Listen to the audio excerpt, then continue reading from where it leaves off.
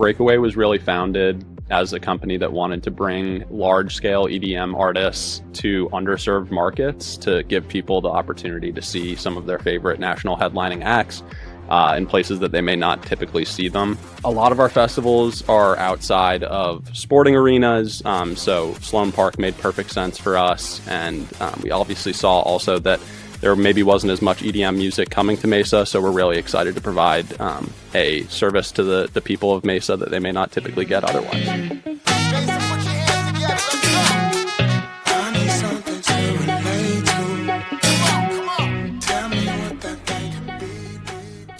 Hey y'all, welcome back to City Limitless, where we explore Mesa and beyond its city boundaries. I'm your host, Ashley, and I'm so excited. We have Duncan Harris from Breakaway, Promotions Manager, and we also have a local Mesa artist here that will be performing at the Breakaway Music Fest.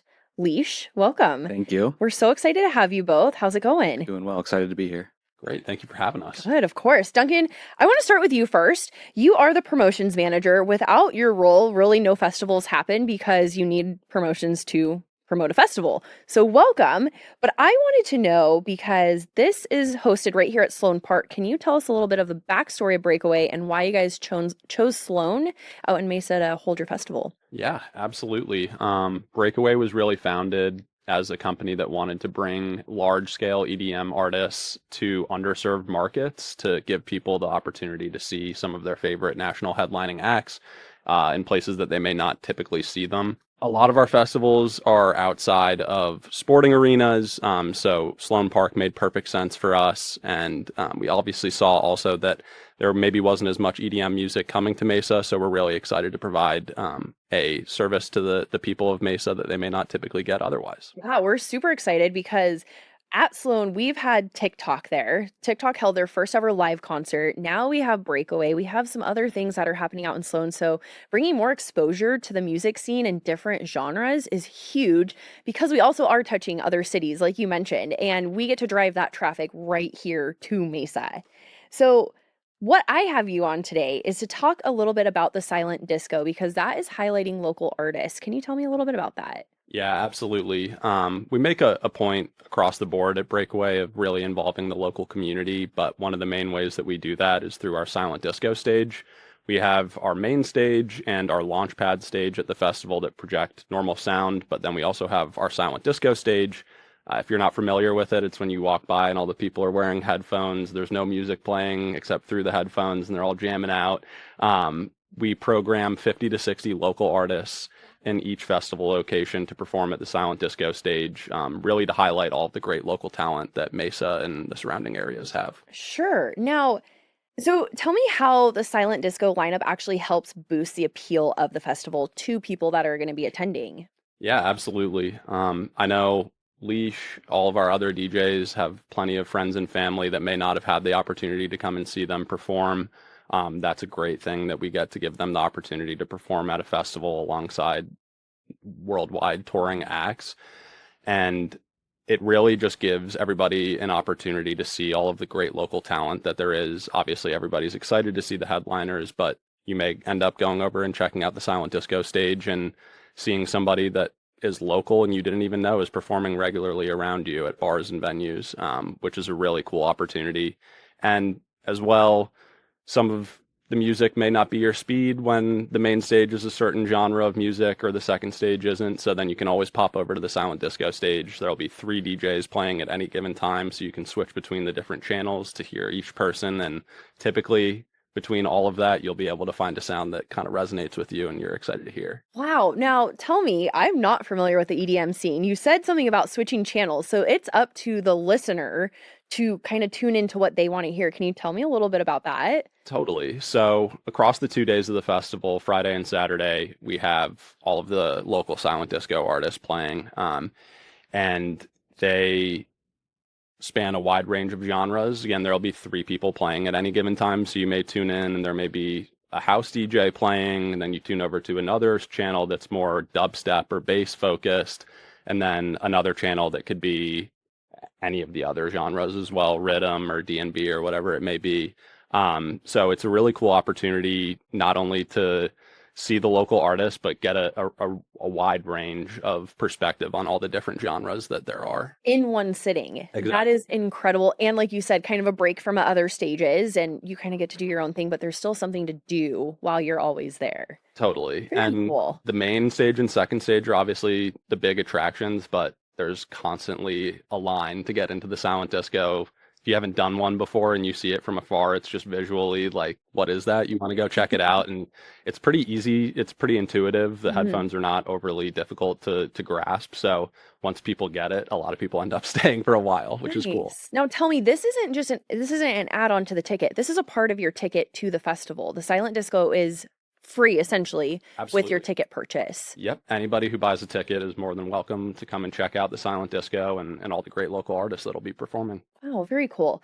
Now, this is a leverage point for a lot of artists to kind of rub elbows with bigger artists, other companies, other businesses. Is that kind of the goal of having the locals come on? And what does that look like for those opportunities for them? Yeah, absolutely. From a promotion standpoint, all of the local DJs help us out immensely. A lot of them will brand some of their shows as Road to Breakaway pre-parties or that kind of thing leading up to the festival so that we're getting brand awareness out in the market, but also giving patrons in the area an idea of what they can expect at the festival itself, which is awesome.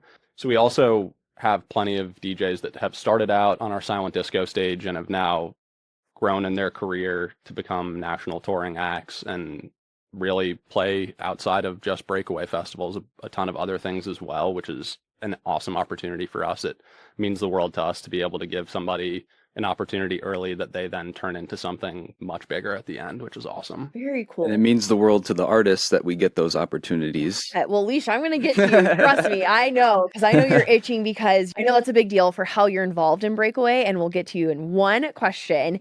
Just one more You're thing for good. you, Duncan. I'm curious, how do you acquire these local DJs? It is a long process alongside our market managers who live in the Arizona area, who have a very good idea of who the local DJs that we may want to consider are. We vet through everybody's mixes that they submit, and unfortunately, we can only choose so many. Wow. There's, 50 or 60, so that part of the process definitely is not something that we take lightly, but we do our absolute best to involve everybody who's interested. And if you might not get to perform this year, then we definitely try and make a spot for those people in the years coming. We really just look at who has a great presence. We obviously try and get a wide range of genres and different styles of DJs as well, so that when you do go to the stage, you're able to tune in and hear a few different kinds of sounds. But we try and hit every demographic and make sure that every genre of music is covered and people from every region of the state are involved as well. Very cool. Now, Leash, you won a competition that the sales team put on through Breakaway. Duncan, can you tell me about the competition? And Leash, I want to know all the steps you had to take in order to stand out from the crowd on this. Yeah, absolutely. Kind of the penultimate reward there at the end for the silent disco DJs is we do offer a main stage slot at the festival as well as a second stage slot for the top two sellers. So all of our silent disco DJs get set up with a personal discount code that they can share with friends, share at their events, friends, family, whoever it may be. And those DJs who end up having the most success with those sales get booked not only on the silent disco stage, but then get to perform on the main stage amongst, again, worldwide Wow. touring acts, which is really awesome. How fun. Leash, you were hustling then. Yeah, I was hustling. Tell me about those tactics. I mean, like we said, you are performing on the main stage on Saturday with those headlining names. Tell us about that. Yeah, it's it's a really cool thing that they gave us that opportunity to, promote ourselves in the festivals with those discount codes. I've lived in Arizona for over 10 years now, and I've been in the music scene for about the same amount of time. So, I've developed a network of people that, other DJs, friends, people that have come to previous shows that I've played.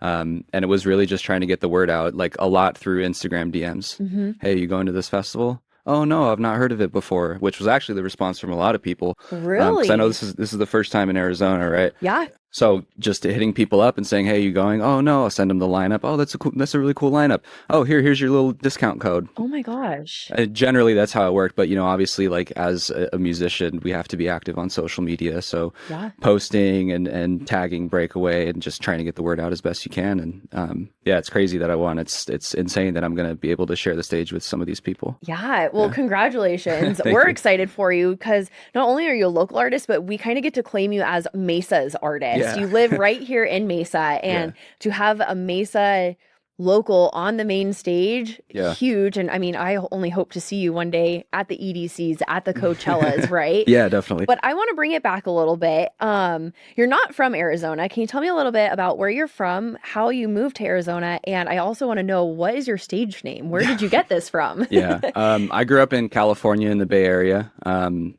And then moved out here to go to Arizona State. So came out here for college and have stayed here ever since. My stage name, if you guys remember the band Fun, Yeah. they have a song that's called, well, the song that I liked and the song that gave me the name was called Walking the Dog 2. Okay.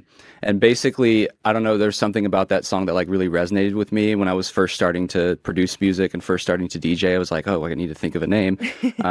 One of my favorite artists, whose name is Flume, got his name from a different artist's song title. Interesting. So I was like, I kind of want to do this something similar. So I liked this song, Walking the Dog 2, and I was like, okay, dogs usually have a leash when you're walking them. Okay. And then in like the traditional electronic music spirit, we tend to misspell names and misspell words quite a bit. So I changed the A to an E, and then it stuck. And it's all capitals. It's all capitals. So it stand out, right? Yep. That's another common thing, I think, among artists. But yeah, that's kind of how it worked. I love it. Now, tell me, you said you've just been producing music for about 10 years, which truly is a long time, but how did you get your start in this? I had a friend in high school show me a song by a former group known as Flostradamus. He showed me some of their music, and I was like, whoa, this is really like kind of a cool fusion of like hip hop and EDM. And then my brother actually had like started to get me into Flume, who I'd mentioned earlier. And I was like, this is really cool. My mom had kind of forced us to start playing guitar around the same time. Okay. So we were playing guitar and I was listening to this music. I went to a few shows. And then in college, like my junior year, I was sitting on my laptop working and I was like, oh, there's this application on the Mac computers called GarageBand. Yeah. And I had like, I know how to play guitar. So I was like a little bit musically inclined. So I was like, I might just start messing around with this. So I started messing around with it and then it just grew and grew into Next thing you know, house parties Yeah. and making my own music and That's releasing awesome. It's been a lot of fun. Now, what are a few artists that have inspired you and your sound? Yeah, it's a good question. Flume definitely is like my number one top artist that, I think the thing I like about him the most is he really tries to like push the genre forward. He tries to, use new tools, new softwares to make unique sounds. And that's kind of like the same motto that I try to follow is like, there's a lot of great artists out there that make great music, but I kind of want to be someone that like creates something new and unique and fresh that people like haven't heard before necessarily. Besides that, most of the music I listen to, shockingly, is not electronic music. What's your go-to? I like Bon Iver a lot. Okay. Like sort of like chiller, like slow stuff. And then growing up, my dad played a lot of reggae music, so I listened to a lot Really? of reggae too. Yeah, if I like driving here, if I'm just like have my Spotify on shuffle, you'll hear like 12 or 13 different genres, like going from the most like chill thing to like the most hype electronic music. But I feel and, like as a musician, being well-rounded like that is truly the key, yeah. right? And I do the same thing like with my sets too. I don't like to play just one genre. I'll go from like something that's like a slow tempo, like 100 beats per minute, all the way up to 150 and then back down. Like I like to Oh. give everybody a big taste of like sort of like what electronic music has to offer and what I think like the cool sounding stuff is right now. Sure. Now, you told me a little bit about what you also do in the car, and maybe it's a tip for artists, your up and coming artists, Yeah. because I feel the same way about podcasting. You kind of want to listen to yourself and hear what you sound like in the car. But tell me what else you do when you're driving. Yeah, producers and musicians in general will relate to this, but it's very common for us to do what we call like a car test. So like any music, like for example, I'm going to play like 2 or 3 unreleased songs at Breakaway during my set. and I've not played them out before. So in order for me to make sure that they are going to sound good on the huge sound system that they're going to have set up, we do a car test, which means you basically just sit in your car and listen to your music and sort of like critique it in your head to make sure that it's going to sound good. I think it's brilliant. Yeah. If you're not already doing it, you should, right? Yeah, definitely. Now, tell me, what are you feeling going into this weekend? I think mostly it's just excitement. You know, I've played, you know, dozens of shows so far in like small clubs. But, you know, to play at like a huge festival, like a touring festival like Breakaway, and like, you know, see some of my favorite artists play on the same stage the day before and after me. Mostly it's excitement. Probably the day of, I'll be really nervous. But like right now, like 3 days before, I'm like, oh, I'm cool. Yeah, it's going to be super fun. And then like the day of, I'll be like, oh my gosh, what am I doing? Well, what are you going to do to keep yourself calm in those moments? I listen to reggae music in the car before I show up. So if you're running late to your set, go check the parking lot. Yeah, you'll see me sitting in the car. Yeah. I love that. So what does the future look like for LEESH? Obviously, there's big goals, but what are things that you're doing to propel yourself forward in the music scene? Yeah, I think it's two things. It's, you know, I think in this day and age, to really like, you know, I want to make this like my full-time job. So I want to be able to, you know, tour and release music and make money off music and be able to like, you know, create full-time basically. The two most important things for me are like really honing in on like what my sound is and like the music that I produce, so people can like understand if they hear my music, they'll be like, oh wait, that's that LEESH guy or whatever, right? So like trying to really hone down and like double down on that.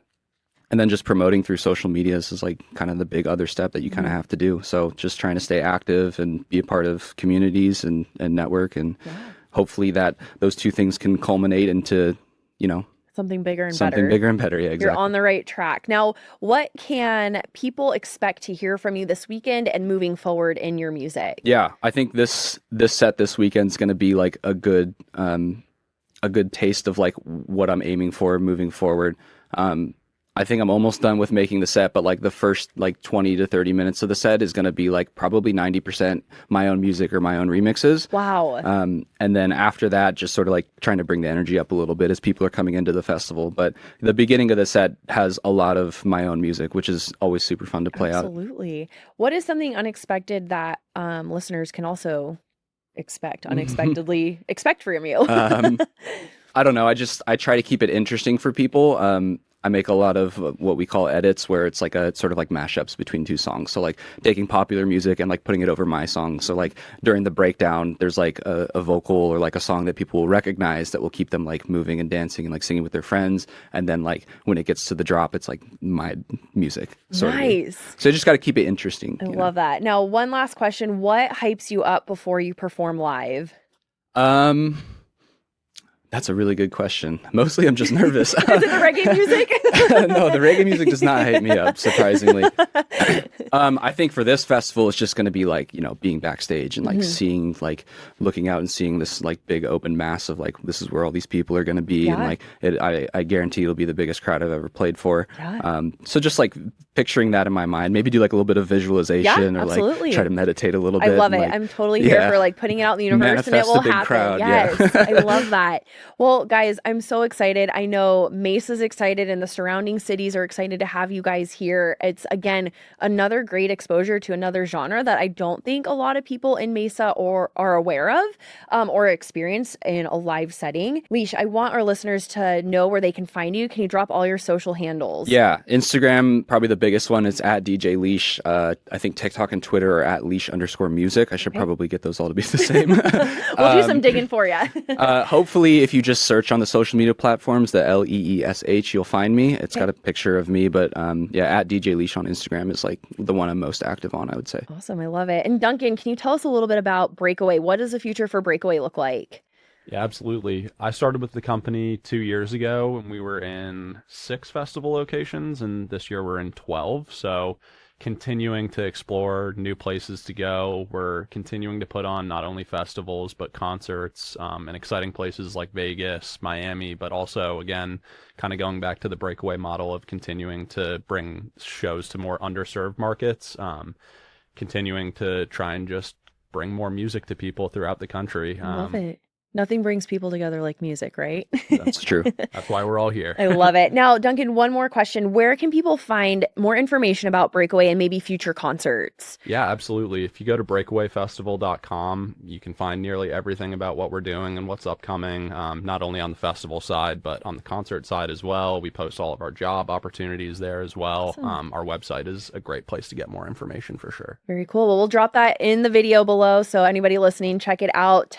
Check out LEESH for future up and coming shows, any release on music. And guys, thank you so much for coming and taking the time to chat with us today. Of course. Thank Stay you. cool out there and stay hydrated. Hey, definitely. Thanks. All right, guys, that's a wrap. Check us out on all forms of social media. Don't forget to like, comment, and subscribe, and we'll see you next week. Bye. Mesa, that's where I feel free. I'm on the